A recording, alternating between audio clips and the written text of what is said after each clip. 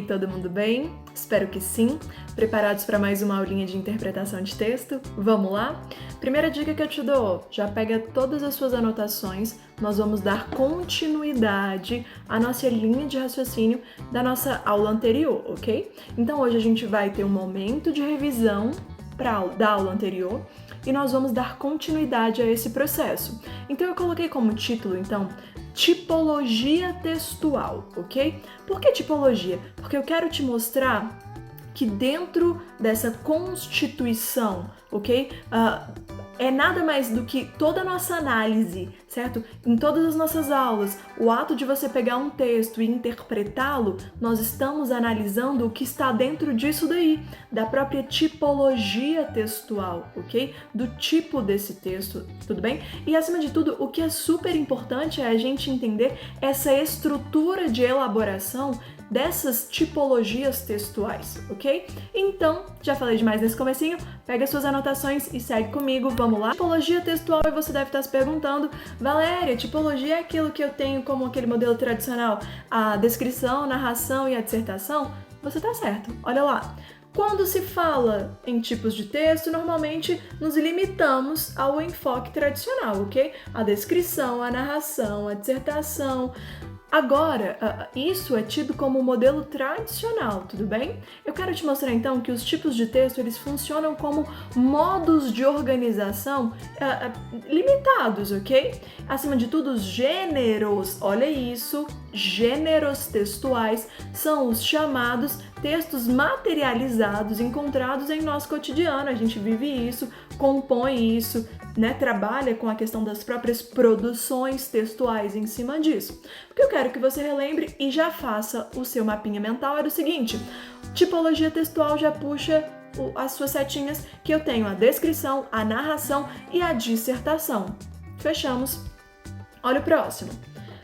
Existem muitas modalidades, mas todas elas se valem de processos de composição que são classificados nesse modelo tradicional da narração, da descrição e da dissertação. Na nossa aula anterior, a gente falou muito sobre a questão da descrição. Lembra? A gente vai analisar de novo um pouquinho, vamos relembrar e vamos aprofundar a ideia da narração e da dissertação. Eu não estou falando nada sobre a questão da própria produção, mas não tem como eu adentrar esse mundo sem falar da produção. Não tem como. Acima de tudo, eu quero te mostrar como você vai analisar o próprio texto na sua interpretação textual. Fechou?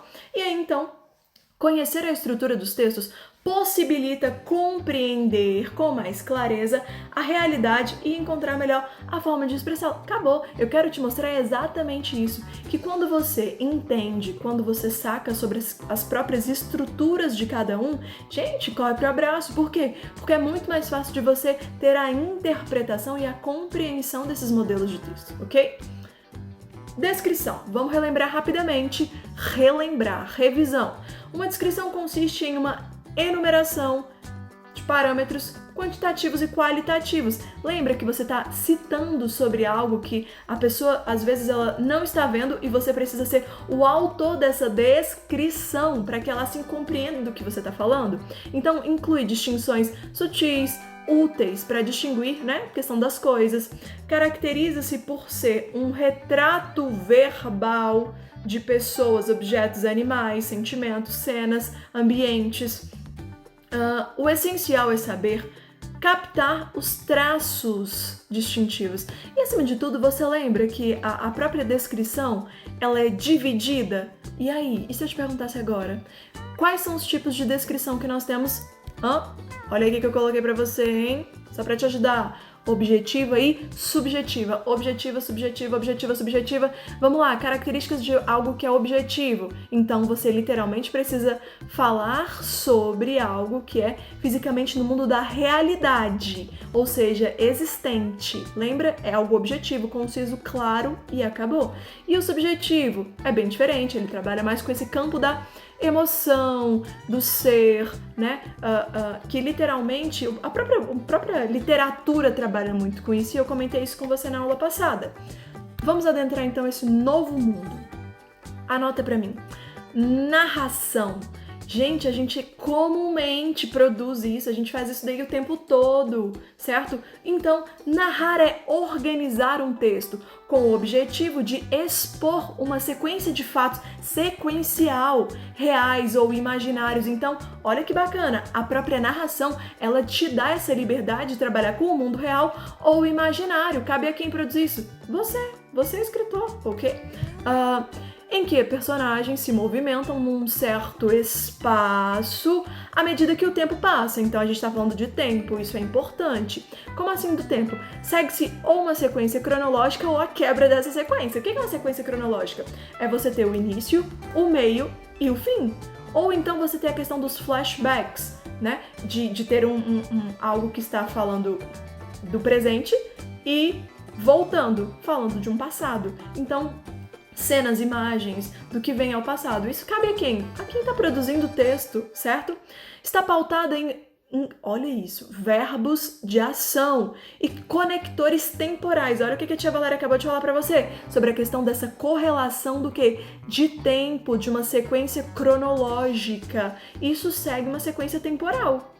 Numa narrativa em primeira pessoa, o narrador participa ativamente. Claro que ele participa. Ele é o quê? Ele está falando sobre a questão da primeira pessoa dos fatos narrados, mesmo que não seja a personagem principal. Ou seja, lembra daquele tipo de narrador que era chamado de narrador personagem? Já a narrativa em terceira pessoa, então presta atenção. Eu citei para você já que nós temos uma narrativa em primeira pessoa e uma narrativa em terceira pessoa. Traz o narrador como um observador.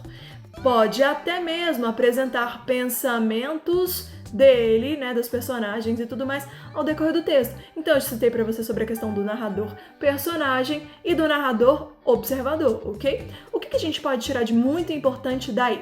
De como é estruturado, acima de tudo, qual é a função do ato de narrar? É você organizar e expor o seu texto numa sequência de fato sequencial, ok? Ou essa quebra mesmo, mas que precisa ter uma linha de raciocínio, certo? Olha o próximo. Narração objetiva e a narração subjetiva. Sim, nós temos também para a questão dessa narração. Não é somente no mundo da descrição, né? Objetiva, apenas informa os fatos, sem se deixar envolver emocionalmente com o que está sendo notificado. Amigo, você tá sendo objetivo, claro, conciso, é a mesma coisa. É algo que é impessoal, é direto, é objetivo. Você não tá trabalhando de uma forma pessoal, você não tá sendo subjetivo, olha lá. Leva-se em conta as emoções. Então é a mesma linha de raciocínio do próprio campo da descrição, ok? Os sentimentos envolvidos na história são ressaltados, o quê? A questão do psicológico desencadeado no próprio personagem, as ações que ela está sendo produzida ali naquela personagem, no ser, está sendo explicado pelo campo psicológico. Isso é ser subjetivo. E a observação, o fato, né, de um narrador de primeira pessoa envolver-se emocionalmente com mais facilidade no campo da própria história, ok? Passando, olha o que eu coloquei para você. A narração, ela obrigatoriamente precisa seguir essa formatação. Ela tem uma apresentação, ela tem uma complicação, ela tem o clímax e ela tem o desfecho. São pontos primordiais para você fazer uma análise de um texto narrativo, ok? Acabou. O que diz essa apresentação? Parte do texto em que são apresentados os personagens, as circunstâncias da história. Literalmente, é tudo que vai te mostrando o desenrolar da história. É esse primeiro momento de apresentação. Você está conhecendo sobre o que se trata esse texto. Você tem a complicação, parte do texto em que se inicia propriamente a ação. Gente, a complicação é o ato de começar a acontecer uma quebra de tudo que estava na mesmice do seu texto, ok? O clímax, o ponto mais alto, certo? É literalmente o ponto crítico, é um momento que todo mundo fica ali apreensivo, o que vai acontecer? Isso é o clímax da história. E o desfecho, ou seja, a solução do conflito produzido pelas ações dos personagens. Você vai restabelecer o equilíbrio que foi quebrado lá na complicação. Pronto, aí você tem uma linha sequencial de como é uma formatação para uma narração. Acabou? Passando os elementos de uma narrativa. Para que eu entenda, para que eu consiga interpretar uma narração, um texto narrativo, o que eu preciso compreender e ir atrás? Dos fatos, do tempo, do lugar, das personagens, da causa, do modo, da sequência. Pronto, são pontos importantes que, analisando cada um deles, você consegue, assim, trabalhar com os elementos de um texto narrativo. O que, quando, onde, como, porquê, como. Cara, são perguntas que são feitas a vocês em elaborações de provas, em questão, literalmente, provas de concurso. Você tem que encontrar a resposta bem certinha e assinalar e colocar lá se isso é certo ou errado. Por quê? Porque o próprio elemento da narrativa, ele vem te trazendo isso. Os fatos, o tempo, o lugar, personagem, causa, modo e as consequências disso tudo. Fechou? Olha o próximo. A modalidade narrativa do texto pode se constituir, então, de diferentes maneiras. Cara, tu pode ter uma piada, uma peça teatral, uma crônica, uma novela, um conto, entre vários outros. A narração, ela não é engessada. Você pode produzir e fazer essa elaboração dentro desses vários tópicos, ok? Na empresa, essa modalidade pode ser encontrada em cartas, em relatórios, memoriais, atas, entre vários outros documentos até. Uma narrativa pode trazer falas de personagens, com a questão do próprio discurso, sendo ele direto e indireto, ok? Para quem não lembra, eu coloquei aqui para você a questão do que é o discurso direto, do que é o discurso indireto, né? Discurso direto, pensa comigo que é literalmente quando você utiliza aquele travessão, né? Que é a inserção do personagem conversando. É direto, você está ali elaborando a sua fala, você não tem alguém que está falando por você, como no indireto. No discurso indireto, você tem a utilização do narrador que reconta toda essa situação, tudo bem? Então ele reconta uma situação que aconteceu e está sendo narrado por ele. Então isso é ser indireto, é algo que está sendo contado, recontado, diferente do direto. O discurso direto é o pá, falei, o outro respondeu, e isso é uma interação, beleza? E aí, para finalizar ali, a estruturação desse discurso não carece da marcação de algumas coisas específicas. Estou falando do discurso indireto, ok? Dissertação. Pra galera que adora isso, essa própria produção, cara, é literalmente algo tão cobrado para vocês no mundo de vestibulares. Tá aí, a própria dissertação. Digo isso tanto na produção como na análise de um todo, certo? Dos textos da prova.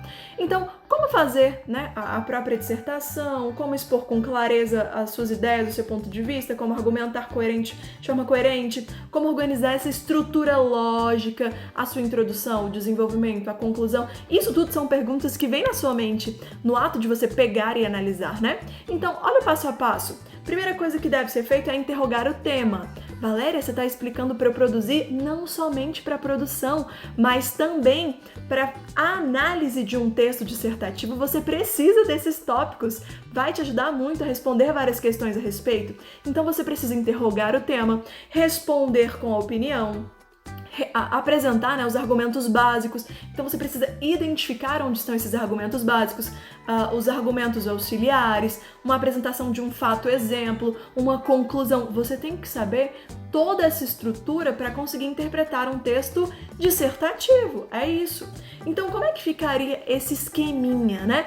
No primeiro parágrafo você tem a tese, no segundo o primeiro argumento, no terceiro no segundo argumento, no quarto ali você tem o fato exemplo e o último parágrafo, como sempre, você tem a sua tão querida conclusão. Acabou! É assim que a gente consegue montar o nosso próprio esquema de um texto dissertativo, ok? E aí a introdução. O que eu tenho numa introdução? É literalmente o seu ponto de partida. Como é que eu analiso uma introdução de um texto que foi me dado para que eu responda a respeito dele? Você vai literalmente fazer uma análise desse ponto de partida, buscando saber qual é o assunto que está sendo tratado, delimitando, literalmente passando o seu marca-texto quando você está na sua casa, né? Atuando ali como uma espécie de roteiro. Por quê? Porque ele vai te mostrar os pontos principais que você precisa, certo? Então, assim, são recursos que a gente precisa aprender a usar ao analisar uma própria introdução, ok? O desenvolvimento. O que eu preciso saber do desenvolvimento? O desenvolvimento é o discorrer, né? Literalmente você comentar ali sobre todos os seus argumentos. Então é a parte do texto em que as suas ideias, os conceitos, as informações, elas estão disponíveis para a venda do peixe, ou seja, para vender suas ideias. São os argumentos primordiais, ok? Então, você precisa saber analisar o desenvolvimento de uma dissertação. Por quê? Porque aí está o ponto-chave. É o conteúdo que está sendo organizado de acordo com as propostas de quem o produziu. E isso te ajuda muito, meu amigo. A conclusão, que muita gente às vezes não sabe produzir, né? Vamos lá. É a parte final do seu texto, isso é óbvio. É um resumo fortificado, então, por tudo que foi dito anteriormente. Então, nessa parte também, você tem uma proposta de uma ação, né? O Enem adora cobrar lá essa intervenção de acordo com os direitos humanos. Lembra? O que é o parágrafo? Você deve estar se perguntando, né? Valéria, como é que eu analiso o próprio parágrafo? Então você começa a pensar que o parágrafo ele pode ser estruturado de diversas maneiras. Vai depender, então, de acordo com quantos parágrafos, ou seja, com quantos argumentos você está querendo trabalhar ao decorrer do seu texto, é isso? Então você precisa analisar os parágrafos minuciosamente, ponto por ponto, e assim conseguir responder tais questões. Esses parágrafos, eles são constituídos às vezes por confrontos, ou seja, fazendo uma analogia ou comparações. No confronto, o autor utiliza o artifício de contrapor ideias, certo? Analogias, fazendo então comparações. Tudo são artifícios, artimanhas que ao produzir um texto, uma dissertação em especial, você encontra para que faça uma elaboração de forma perfeita, algo que você literalmente precisa saber identificar ao fazer a sua interpretação. Definindo, dividindo e citando exemplos. Esse daí é um tópico muito comum, o ato de você citar exemplos. Então, ao definir o autor, né, literalmente, de forma clara e concisa, objetiva, ele traz a questão de fenômenos a serem trabalhados, apresentados, envolvendo, então, exemplos. E aí são exemplos que são isolados ou fatos que realmente trazem uma fortificação para esses argumentos do próprio texto, ok?